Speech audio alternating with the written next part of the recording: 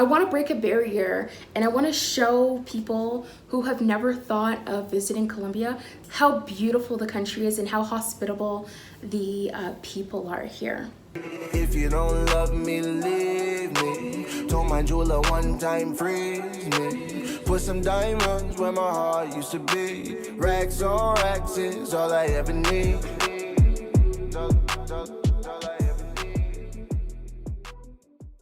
If you've been following me on social media, then you are probably already aware of the fact that I have relocated to Medellin, Colombia, the city of eternal spring. I don't know if it's a permanent thing, but it's definitely for right now.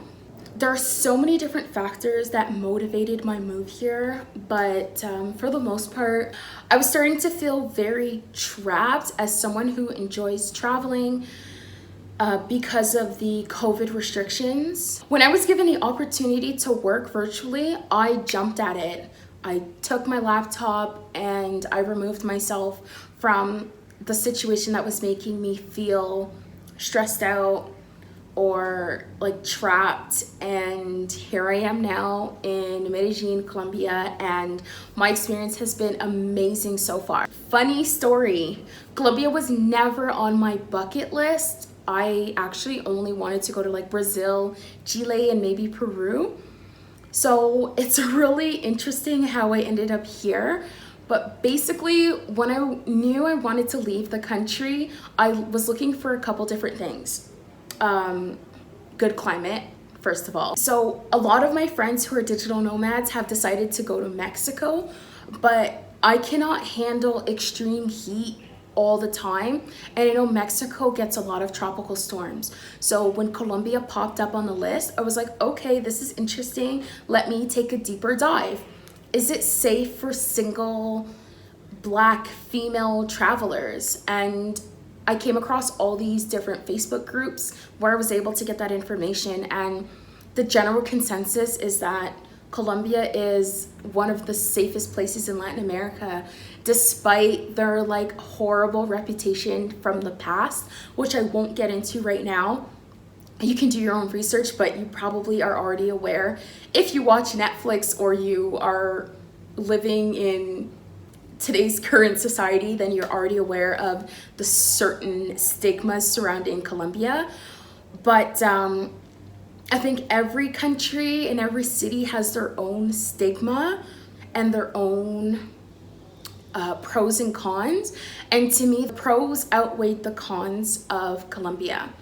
Why I chose Medellin in particular is because it's like a Latin version of living in Vancouver, which I absolutely love Vancouver. So I feel very much at home here. Another deciding factor was the cost of living. I was paying about $1,100 a month for shared accommodations. Where I was living was like 10 to 15 minutes away from downtown Toronto, between Mississauga and Etobicoke. And to be honest, I was absolutely miserable coming out of pocket that much for shared accommodation. So I shared a bathroom with a girl that we literally met on Facebook, and we were living together because Canada definitely has a housing crisis right now, and if you're not making six figures and above, you're gonna have to either live paycheck to paycheck or find a roommate, and that's what I decided to do. I'm thinking of doing an entire series on the cost of living in Colombia. Like, my cell phone bill has cost me like $12 a month for 20 gigs of data.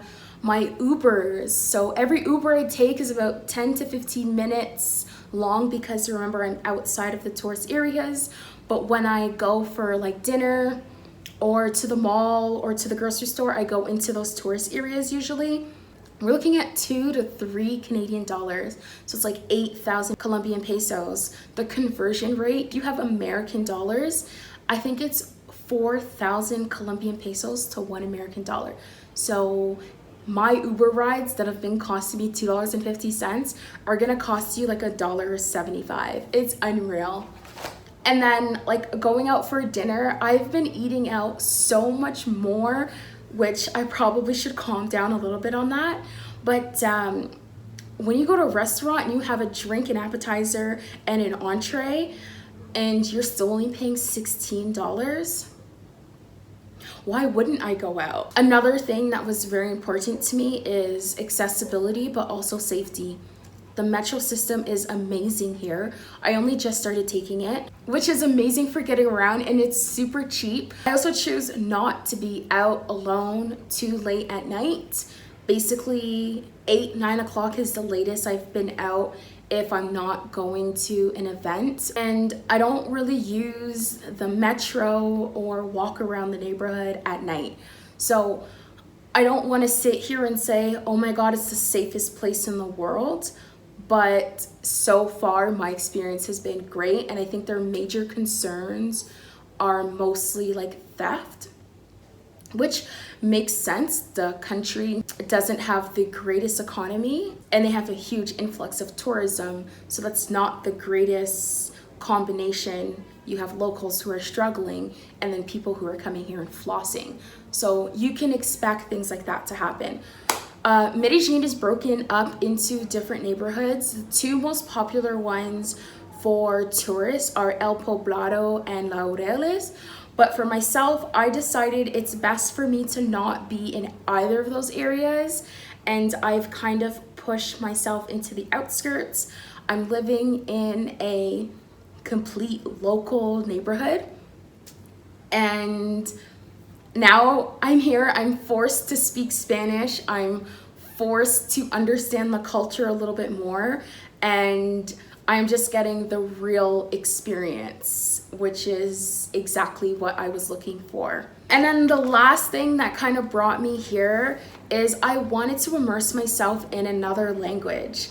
So I'm already fluent in English. I have an advanced level of French because I grew up in Montreal. And I have a very beginner level of Spanish just from traveling to like Spain and Mexico. So I wanted to be in a Latin American country, and so put all those things together, and Colombia seemed to be the best place for me, and I have absolutely zero regrets. If you are in any way at all intrigued about Colombia, definitely feel free to reach out, whether it's in the comments down below or find me on social media, or I'm going to link my email as well.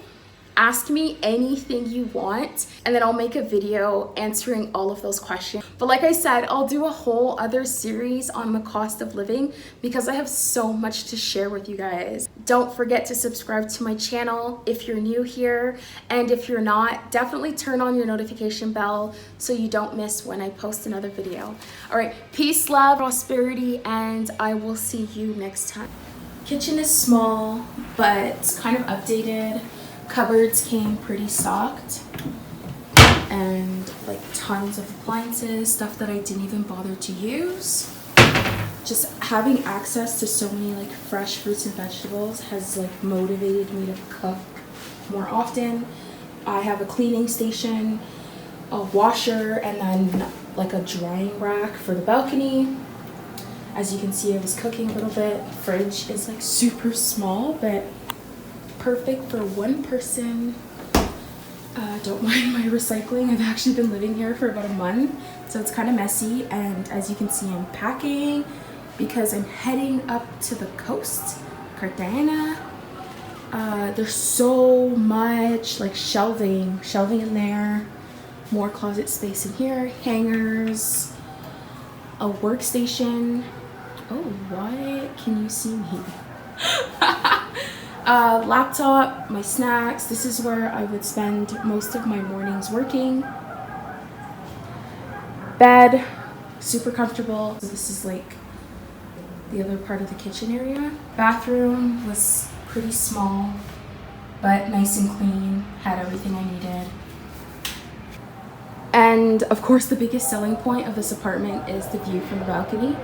As you can see, the sun is out today, so I took advantage of an opportunity to do some laundry. This view is amazing and it never gets old. So you're looking at Comuna 13 in that area there. The metro station, which is a 6-minute walk. Laureles in the distance there. El Poblado, far off in the hills. And then we have Centro And you can see there's the stadium, the football stadium, soccer, and Central is in that area. This neighborhood is called Calisens. Overall, it's like really quiet,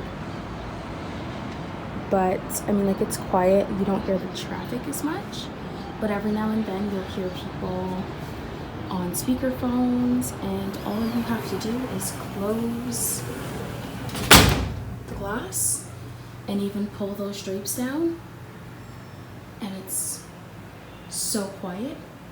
Don't think you can hear the fan. Like, this was just probably the most peaceful accommodations I've ever had. And absolutely nothing compares to this view at night. Just so peaceful.